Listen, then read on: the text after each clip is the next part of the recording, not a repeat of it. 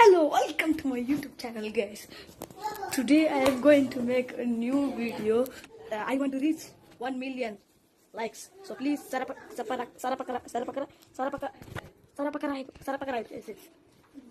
Okay, thank you. నాకు least interest మీ స్టూడియోలో Get out! You got out. Get out. रुको जरा सबर करो फ्लैशबैक। चलो भाई देखो अब मैं क्या करता हूँ।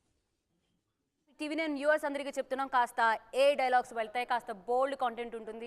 పొద్దున్నే బేవర్స్ గాళ్ళు ఎక్కువైపోయారు. వెళ్ళండి, బికాస్ ఆర్జీవి లైన్ లో ఉన్నారు. ఏంటండి ఫస్ట్ అసలు ఏంటి మాకు ఈ కర్మ? అసలు ఎందుకంటే ప్రతిసారి మమ్మల్ని చంపేస్తారు ఇలాంటి కంటెంట్ పెట్టి. మడ్డగుడు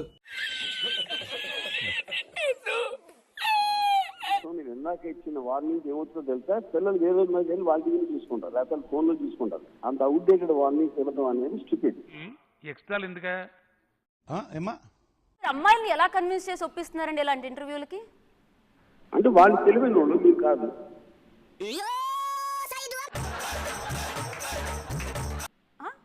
మళ్ళీ చెప్పండి. ఎలా కన్విన్స్ చేస్తా అంటే వాళ్ళు తెలివైన వాళ్ళు, మీలా కాదంటున్నాను.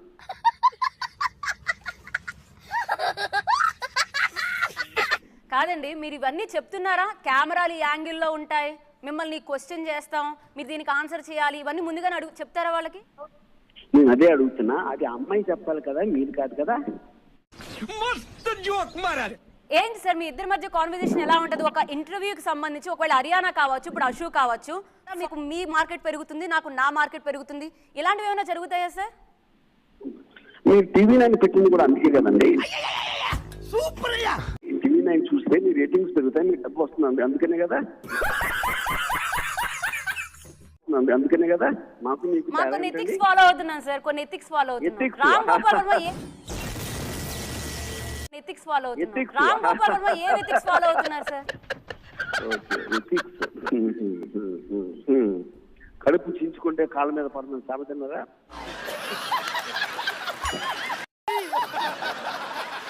సార్ చెల్లుమని కొట్టించడం అదంతా కూడా ఈ డ్రామా అనేది చాలా క్లియర్ గా తెలుస్తుంది సార్. రామ్ గోపాల్ వర్మ ఎక్కడ సార్ కొట్టించుకోవడం? అమ్మాయి చేతి స్పర్శ నాకు తగలాలన్న కుట్రతోటి అమ్మాయి కొట్టించుకునేలాగా ఏదో కామెంట్ చేశాను. कितने तेजस्वी लोग हैं हमारे पास, कितने शानदार विचार रखते हैं जी. మీరు ఒక సెట్ ఆఫ్ ఎపిసోడ్స్ రెడీగా పెట్టుకున్నారు, మీరు కేవలం నుంచి ఫాలోవర్స్ పెంచుకోవడానికి ఇంతలా దిగజారుతున్నారు, కరెక్టా కాదా? నేను ఎగబాకుతున్నాను అని నేను అనుకుంటున్నాను.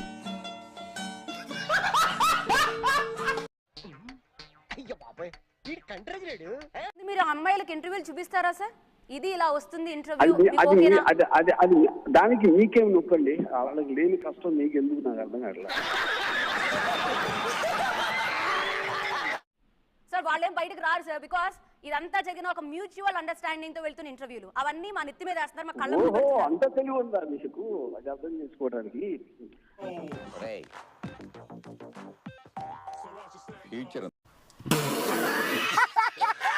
ఇప్పుడు ఫస్ట్ మాలాంటి దిగజారిన వాళ్ళని మీరు అనవసరంగా పబ్లిసిటీ ఎందుకు ఇస్తున్నారు? సమాజాన్ని కాపాడటానుగా ఎథిక్స్ తోటి. ఎంత బ్రిలియంట్ ఐడియాస్ వస్తున్నారా నీకు? నువ్వు అసలు ఏ నక్షత్రంలో పుట్టావురా నువ్వు?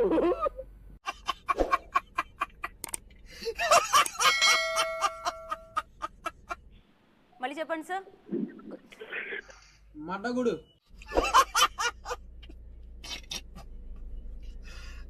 ఒక నిమిషం సార్. ఆ అమ్మాయిలతోటి అలా మాట్లాడించడం ద్వారా అమ్మాయి వాల్యూని ఇండైరెక్ట్ గా మీరు తీసేస్తున్నారు సార్. వాళ్ళే ఒప్పుకుంటున్నారని మీరు చూపించడం ద్వారా అమ్మాయికి ఉన్న విలువను తీసేస్తున్నారు మీరు. నేను ఆల్రెడీ ట్విట్టర్ లో పెట్టాను, ఇది ఇంటెలెక్చువల్ అడ్వాన్స్ థింకింగ్ వాళ్ళ కోసం, హిపోక్రిటికల్ డంబోల్ కోసం కాదు అని చెప్పాను. సో ఫస్ట్ ఇంటర్వ్యూకి ఇప్పటికి చాలా వ్యత్యాసం కనిపించింది సార్. థర్డ్ ఇంటర్వ్యూ ఎలా ఉండబోతుంది? ఇంకా చాలా బాగుంటుంది, ఇంకా చాలా బాగుంటుంది అంటే అన్నాడు గాని ఆ ఊహ ఎంత బాగుందో. అమ్మాయి స్త్రీమూర్తి లేకపోతే ప్రపంచం ఉండదని చెప్తారు, అది ఎంతవరకు నిజమో గానీ అసలు అమ్మాయి లేకపోతే వర్మ అనేవాడే లేరనిపిస్తుంది సార్. మీ దృష్టిలో స్త్రీమూర్తి అంటే ఏంటి? ఇప్పుడు చూసారు కదా, తనే మూర్తి. నువ్వు అశ్వర్ రెడ్డి ఒక మూర్తి, హర్యానా కూడా ఒక మూర్తి.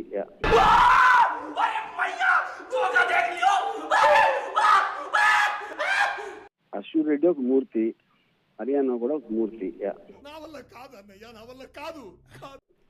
సార్ మీరు చూపించిన యాంగిల్స్ లో తప్పనిసరిగా కొన్ని కెమెరాలు రౌండ్ అప్ చేసి ఉంటాయి, తప్పనిసరిగా మీరు కాళ్ళ కింద కెమెరా పెట్టుంటారు.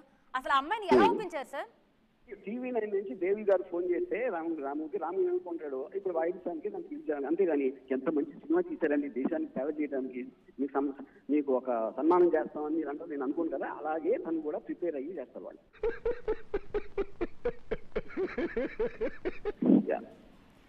ఒకప్పుడు రామోకి సంబంధించి రామోయిజం అంటే ఒక ఐడియాలజీతో ఫాలో అయ్యే వర్గం ఏదైతే ఉంటారో బాగా లైక్ చేసేవారు సార్. అందులో మేము కూడా ఉన్నాం ఒకప్పుడు. బట్ ఇప్పుడు భయపడుతున్నాం. భయపడినప్పుడు వదిలేచ్చు కదా నన్ను. ఎందుకంటే ఓకే, ఇప్పుడు ఆ లెక్చర్ ఇవ్వడానికి మీరు నాకు ఫోన్ చేస్తే TV9 అనేది చాలా చెడిపోయింది, డబ్బులు తీసుకుంటుంది, ఏంటో రకరకాలు చెప్తున్నారు, నాకు చెప్తున్నారు. మీరు TV9 మూసేస్తారా? అప్పుడు నేను కూడా మూసేస్తా.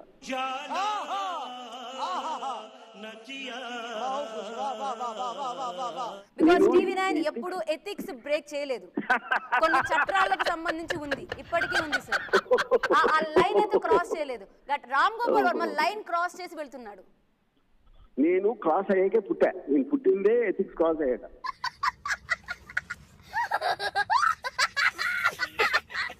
నన్ను క్వశ్చన్స్ అడిగితే ఆన్సర్ ఇంట్లేదా? నాకు TV9 ఇష్టం లేదు, మీరు మానేస్తారా? మీరు మానేసినప్పుడు నేను మానేస్తా.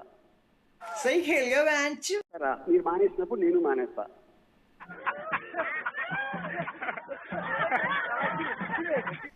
సార్ మీకంటూ అసలు దేశంలో స్వాతంత్రం ఎవరికి వచ్చిందేమో కానీ మీకు మాత్రం పూర్తి స్వాతంత్రంతో ఎక్కడైతే ఎలా ఉండాలో అవన్నీ తెలిసినట్టుగా అనిపిస్తుంది రాము గారు. స్వాతంత్రం కాదు, అది నాకు బుర్ర ఉంది. నాకు స్వాతంత్రం, నాకు ఫండమెంటల్ రైట్స్ ఏంటో తెలుసు కాబట్టి చట్టానికి అనుకుని చేస్తాను ఇవన్నీ. ఏం చేసినా వీడుండాల్సింది ఎక్కడ కాదు. గురించి ఎలా వాగుతారో నేను కూడా అలాగే వాగుతాను. మన ఇద్దరం వాగుతున్నాం కదా, ఎందుకు వాగట్లేదు?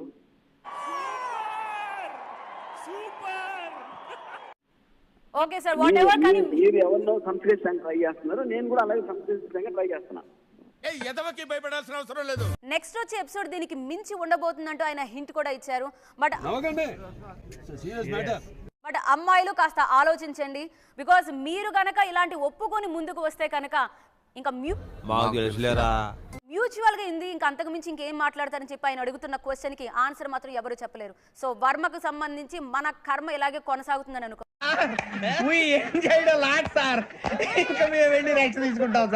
ఈ కార్యక్రమం ఇంతటితో సమాప్తం. రేపు ఇదే అలవాసులపై మళ్ళీ కలుసుకుందాం. అంతవరకు సెలవు మరి. మీ అక్కయ్య మీనాక్షి పొన్నుదొరై. మీరు చూసిన వీడియో నచ్చితే లైక్ కొట్టండి, ఇంకా బాగా నచ్చితే షేర్ కొట్టండి. Bye friends.